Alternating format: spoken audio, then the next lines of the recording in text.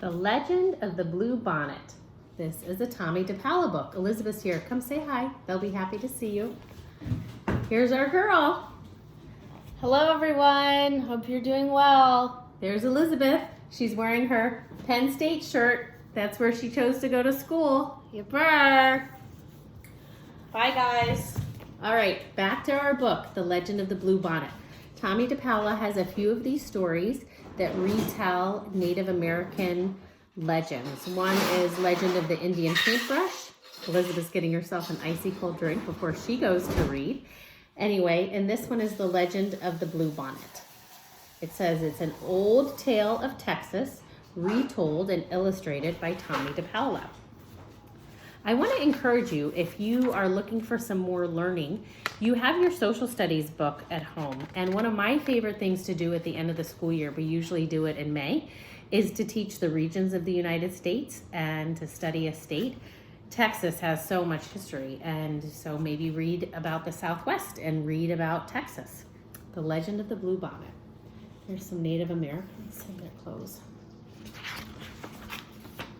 Great spirits, the land is dying. Your people are dying too. The long line of dancers sang. Tell us what we have done to anger you. End this drought. Save your people. Tell us what we must do so you will send the rain that will bring back life. It said to end this drought. Can you guess what a drought is? A drought means a time without rain. And if you don't have rain, things don't grow and they wouldn't have food. For 3 days, the dancers danced to the sound of the drums. And for 3 days, the people called Comanche watched and waited. And even though the hard winter was over, no healing rains came.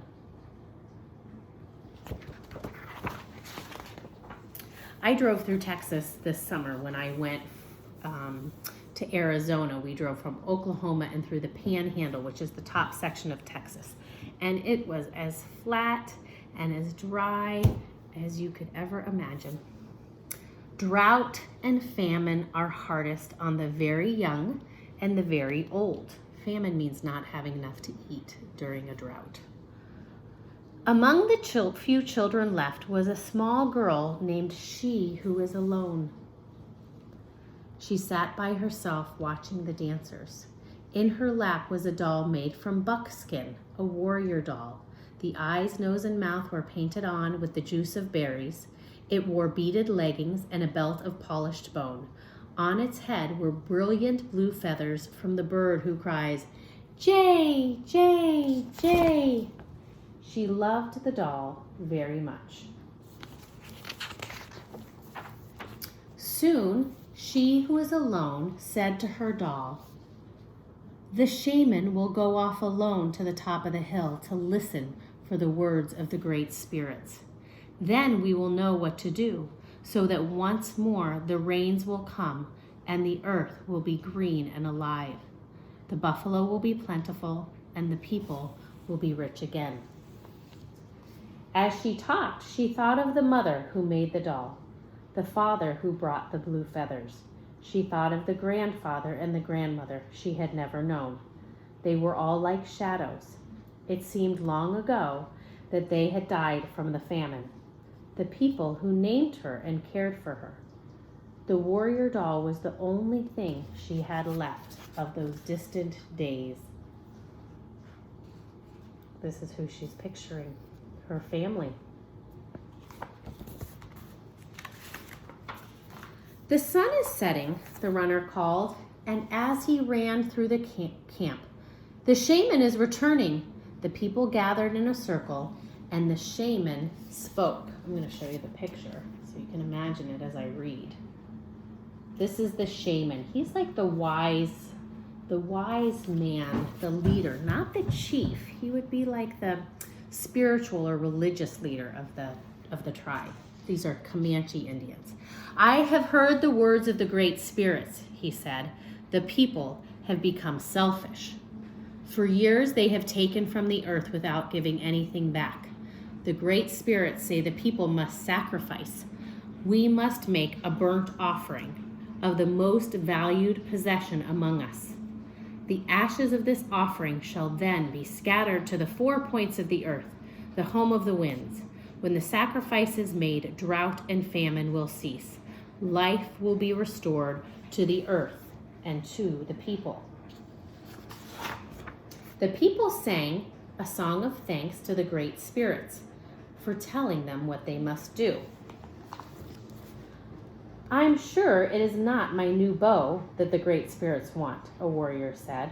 Or my special blanket, a woman added, as everyone went to their teepees to talk and think over what the great spirits had asked for.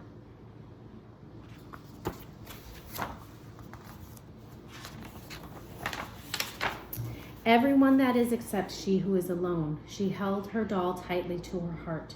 You, she said, you are my most valued possession. It is you the great spirits want. And she knew what she must do. As the council fires died out and the teepee flags began to close, the small girl returned to the teepee, where she slept, to wait. Do you think she burned her doll and scattered the ashes? Oh, not yet. The night outside was still, except for the distant sound of the night bird with red wings. Soon everyone in the teepee was asleep, except she who is alone. Under the ashes of the teepee fire, one stick glowed. She took it and quietly crept out into the night.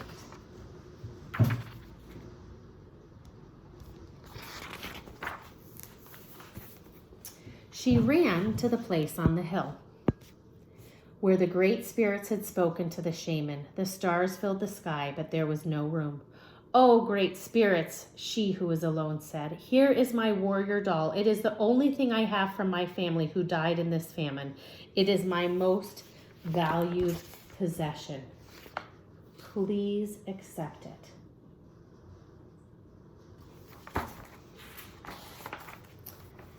Then, gathering twigs, she started a fire with the glowing fire stick. The small girl watched as the twigs began to catch and burn.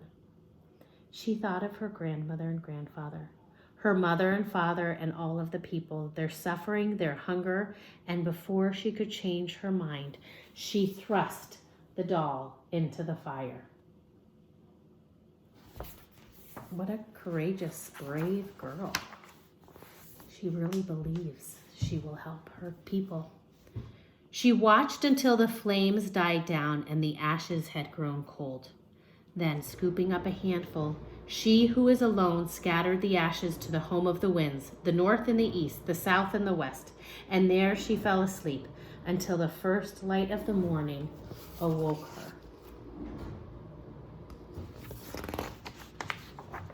She looked out over the hill, and stretching out from all sides where the ashes had fallen, the ground was covered with flowers, beautiful flowers, as blue as the feathers in the hair of the doll, as blue as the feathers of the bird who cries, Jay, Jay, Jay. When the people came out of their teepees, they could scarcely believe their eyes. They gathered on the hill with she who is alone to look at the miraculous sight. There was no doubt about it. The flowers were a sign of forgiveness from the great spirits. And as the people sang and danced their thanks to the great spirits, a warm rain began to fall, and the land began to live again. From that day on, the girl who was known by another name, one who dearly loved her people. And every spring, the Great Spirit remembers the sacrifice of a little girl and fills the hills and valleys of the land now called Texas with the beautiful blue flowers, even to this day. Those are the hills of Texas, which I don't think Texas is very hilly, but they are known for their Texas bluebonnets. And there's an author's note here, which I am not going to read tonight because it'll take forever to upload this. so maybe I'll do it separately. Or maybe I'll just read it. Let's see what it says. The bluebonnet is a form of wild lupin. It is known by other names too, such as lupin, buffalo clover, wolf flower, and el conejo, the rabbit. But its most familiar name, bluebonnet, probably began when the white settlers moved to Texas. I'm going to hold these pictures here while I read.